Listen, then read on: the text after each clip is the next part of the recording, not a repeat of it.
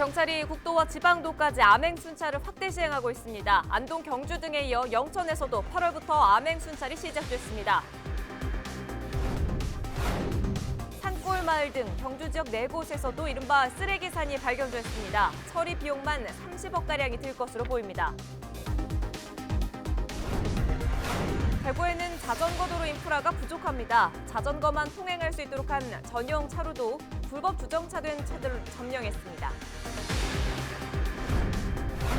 해외 연수 중 가해들을 폭행하는 등 무리를 빚고 제명된 전 예천군 의원 2명이 군의회를 상대로 낸 의원 제명 의견 처분 취소 소송 첫 재판이 열렸습니다.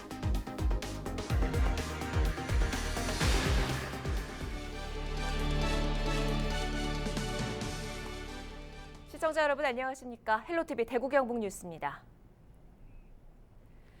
경찰이 고속도로에 이어 국도와 지방도까지 암행 순찰을 확대 시행하고 있습니다. 구미와 안동, 경주 등에 이어 영천에서도 8월부터 암행 순찰이 시작되는데요. 이하영 기자가 단속 현장을 취재했습니다. 영천시 청통면과 경산시 하양읍을 잇는 919번 지방도로. 화물 차량 한 대가 신호를 무시하고 불법 좌회전을 합니다. 그 순간 암행 순찰차가 경광등을 켜고 단속에 나섭니다. 법규를 위반한 운전자는 순순히 잘못을 시인합니다. 법대로 해야지 뭐야. 앞으로 법규를 잘 지키실 생각이세요? 예, 그래야죠. 야. 통행량이 적다 보니 신호를 지키지 않는 차량이 수두룩합니다. 이곳은 좌회전 신호가 있는 삼거리입니다. 암행 순찰을 시작한 지 10분도 채 지나기 전에 차량 3대가 신호를 위반했습니다.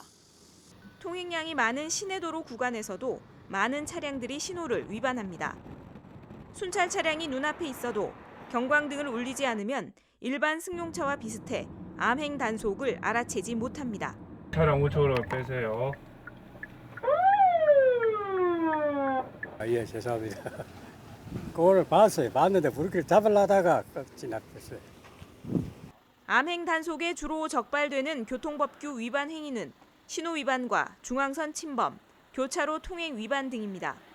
예, 운전자들이 초행길 경우에는 길을 찾다가 신호를 위반하는 경우가 있고 늘 다니는 길도 신호가 새로 생겼는데 예전처럼 그냥 다니다가 신호 위반하는 경우도 있고 사람들이 또 다른 생각하다가 신호를 못 보고 지나치는 경우가 가끔씩 있습니다.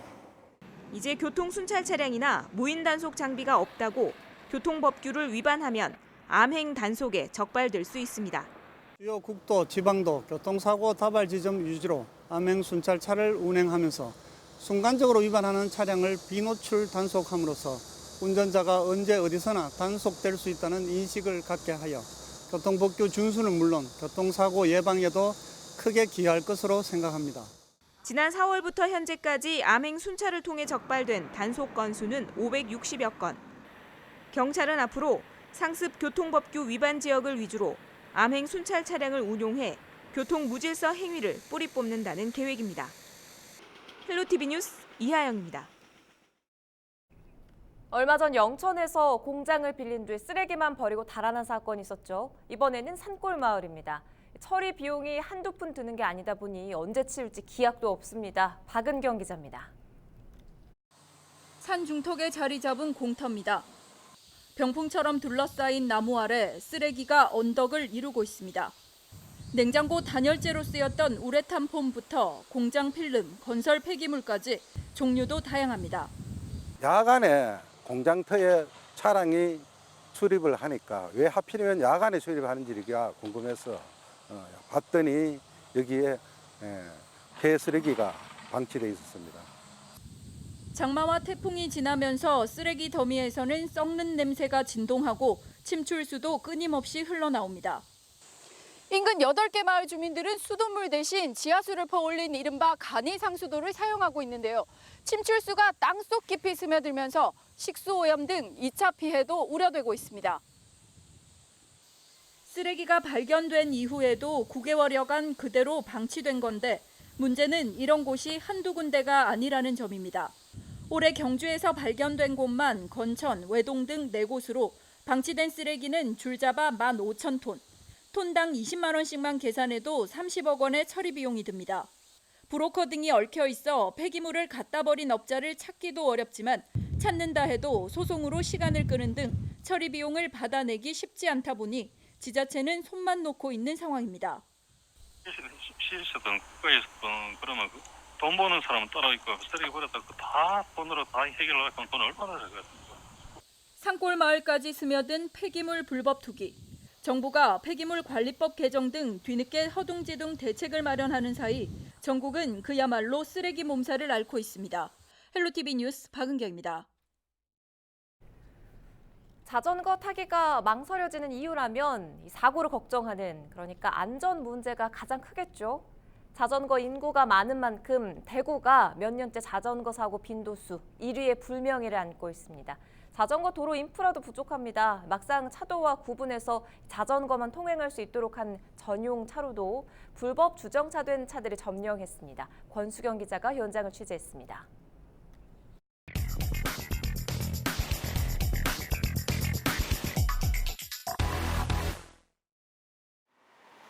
차도 옆 레드카펫처럼 바닥이 칠해진 도로. 자전거만 지나다니도록 한 자전거 전용 차로입니다. 그런데 차량들이 떡하니 길을 막고 서 있습니다. 자전거 운전자들은 불법인 걸 알면서도 인도로 달립니다. 있는 데서는 인도로 가면 안 되죠. 얘기해도 말 안 듣고 도로 달라들고 하는 게 거의 귀찮아가지고 말도 안 하고 그냥 어떤지 나도 위반하지 안 가, 서가실 수도 없고 이래 위반해 가는 거지. 억울하다는 시민, 직접 자전거를 몰아봤습니다. 오로지 자전거를 위한 대구시에서 가장 긴 자전거 전용 차로입니다. 이 전용 차로가 끝나는 지점까지 제가 한번 달려보겠습니다. 얼마 못 가 불법 주정차된 차량이 나타납니다. 차량을 피해 자전거 도로를 벗어나자마자 차도에서 경적이 울립니다. 몇 미터 앞에 차량이 또다시 길을 가로막고 있습니다. 승객을 기다리는 택시들도 줄지어 있습니다. 게다가 반대 방향으로 오던 오토바이와 충돌할 뻔한 아찔한 순간도 벌어집니다. 이 레드카펫의 주인공은 따로 있었습니다. 자전거 전용 차로에서 자전거 운전자는 자동차와 같은 도로를 이용합니다. 자전거 운전자가 도시 곳곳을 효율적으로 이동할 수 있도록 하면서 차도와 구분지어 안전을 보장합니다. 대구시엔 4개의 자전거 전용 차로 노선이 있습니다. 동구에 한 곳, 서구 한 곳, 수성구에 2곳입니다. 길이를 합하면 약 14km입니다. 대구시에 설치된 모든 자전거 도로 중 1.3%에 불과합니다. 전국 평균인 4%의 절반도 안 됩니다. 자전거만 통행할 수 있는 전용 도로도 자전거 우선 도로도 그 비율이 낮습니다.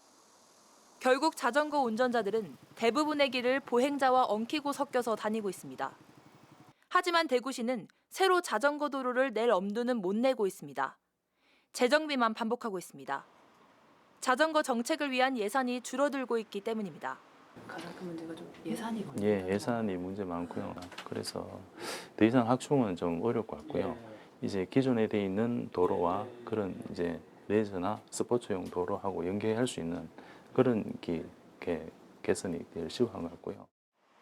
인구 대비 자전거 사고 빈도수 1위.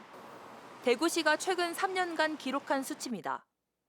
지난해 대구에선 인구 10만 명당 약 27건의 자전거 사고가 발생했습니다. 서울은 약 14건, 부산이 9건으로 대구는 이보다 2~3배 많은 수준입니다. 사고가 많은 건 자전거를 타는 사람도 그만큼 많기 때문입니다. 항상 운전자들도 대구시는 자전거 이용자들이 많고 자전거 사고가 많이 발생할 수 있다는 경각심을 갖고 항상 횡단보도나 교차로 부분에서는 언제든지 자전거가 갑자기 나올 수 있다는 그 경각심을 갖고 다른 도시에 비해 교통수단 수송 분담률에서 자전거가 차지하는 비율이 높습니다. 분지라는 지형적 특성도 한몫합니다. 사실 오르내리막이 그렇게 심한 도시가 아닙니다. 그래서 도시에서 이제 자전거 타기 좀 유리한 부분들도 있고 또 보이지 않게 대구의 시민사회가 굉장히 자전거 타는데 적극적으로 나서고 있어요. 그런 부분이 뭐 하루 이틀에 있는 게 아니고 지금 뭐 20년씩 이렇게 시간이 지나다 보니까 그게 또 같이 영향을 미친 부분들. 전문가들은 자전거 인프라 조성이 더욱 절실하다고 말합니다.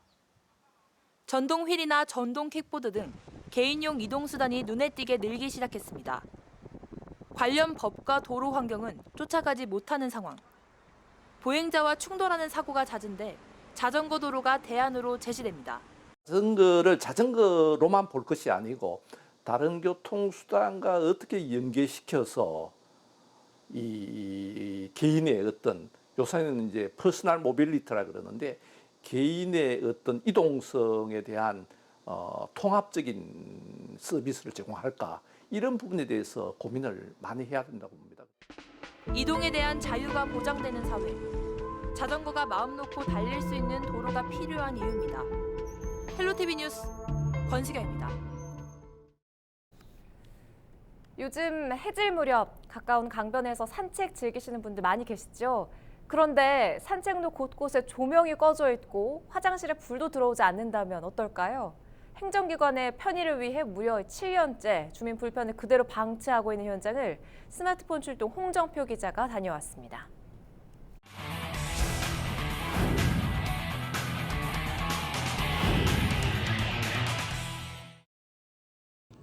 폭염이 한풀 꺾인 저녁, 더위를 피해 산책을 나온 사람들이 가득합니다. 시원한 물줄기를 내뿜는 음악분수 광장은 주민들의 발걸음을 더욱 가볍게 만듭니다. 시원한 강바람을 맞으며 한낮의 무더위를 달래는 사람들. 매일 저녁 안동시 낙동강 주변 산책로에서 만날 수 있는 풍경입니다. 많은 시민들이 산책하는 이곳 강변로에는 가로등이 잘 밝혀져 있습니다. 하지만 정말 위험한 곳에는 가로등이 없어 안전사고의 위험을 부채질하고 있습니다.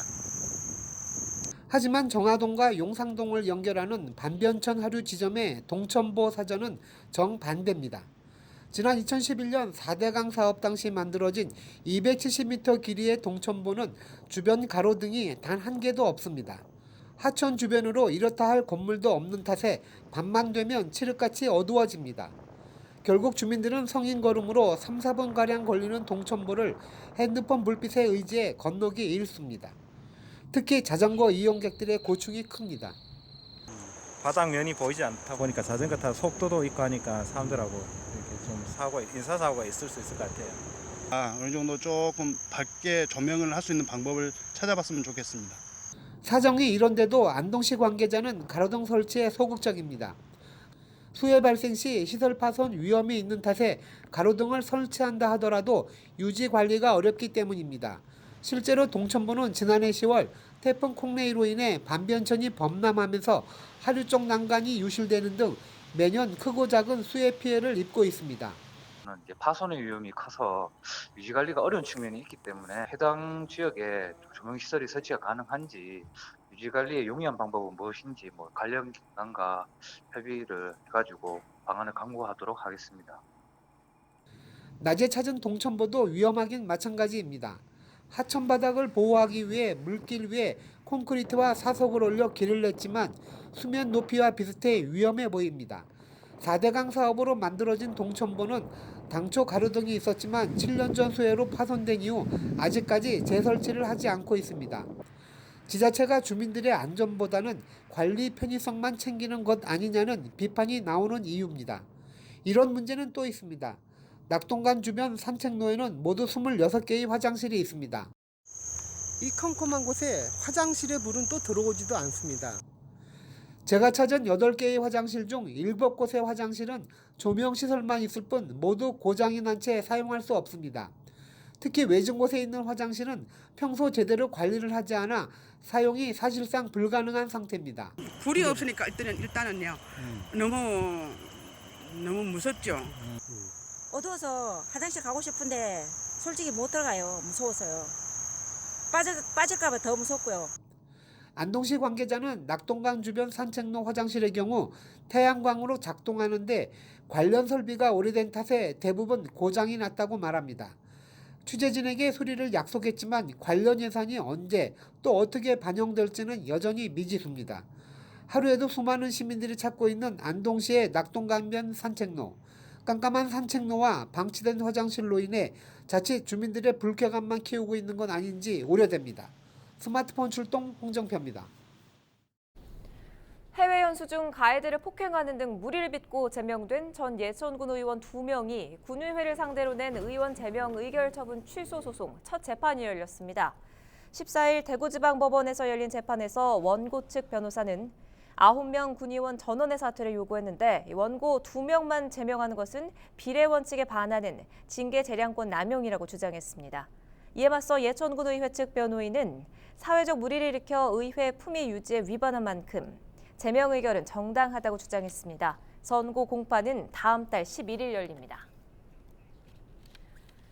대구와 경북도 점차 제10호 태풍 크로사 영향권에 들면서 비가 내릴 전망입니다.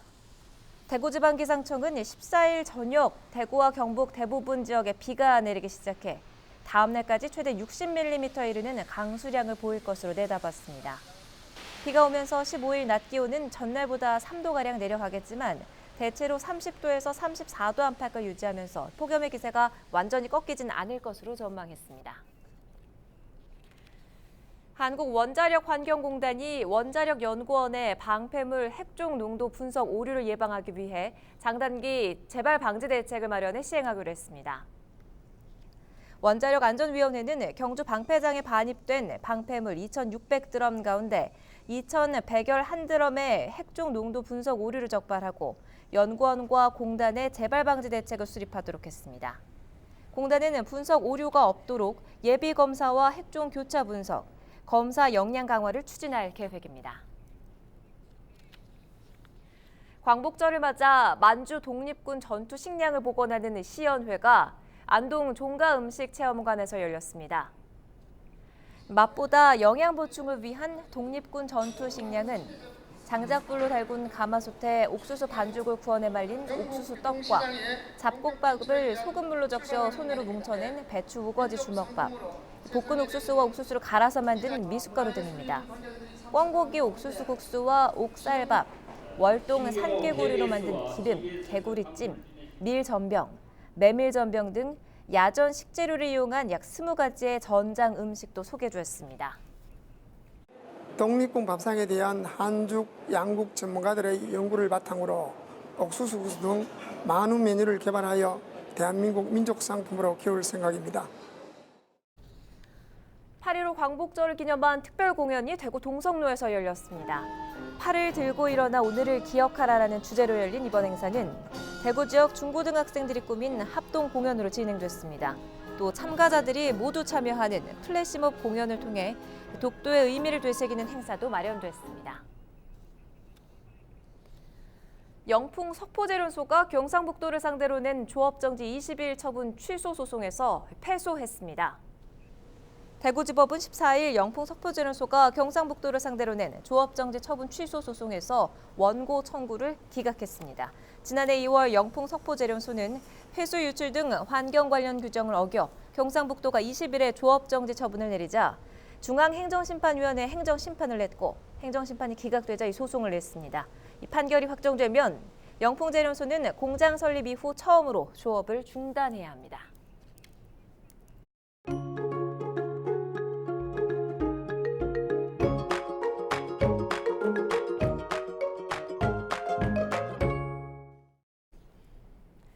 점차 태풍 크로사의 간접 영향을 받겠습니다. 영남과 동해안에 비가 내리겠는데요. 50에서 많게는 150mm까지 쏟아지겠습니다. 자세한 날씨입니다. 광복절 날씨입니다. 아침에 25도로 시작해 한낮 기온 31도까지 오르겠습니다. 태풍 크로사 영향으로 강한 비에 강한 바람까지 동반되겠습니다. 동해안에 많게는 250mm가 넘는 폭우가 쏟아지겠고요. 그 밖에 전국은 최고 60mm의 비가 내리겠습니다. 북상 중인 태풍 크로사는 광복절에 상륙한 뒤 동해상으로 빠져나갈 텐데요. 이 영향으로 동해안을 시작으로 밤에는 영남과 제주에 비가 내리겠습니다. 광복절에는 이 비가 전국으로 확대될 텐데요. 특히 동해안에는 많게는 250mm가 넘는 폭우가 쏟아지겠습니다. 피해 없도록 시설물 점검을 꼼꼼하게 해주시기 바랍니다. 덥고 습도까지 높아서 불쾌지수가 높습니다. 냉방기구 사용하실 때는 주의를 하셔야겠습니다. 날씨 정보였습니다.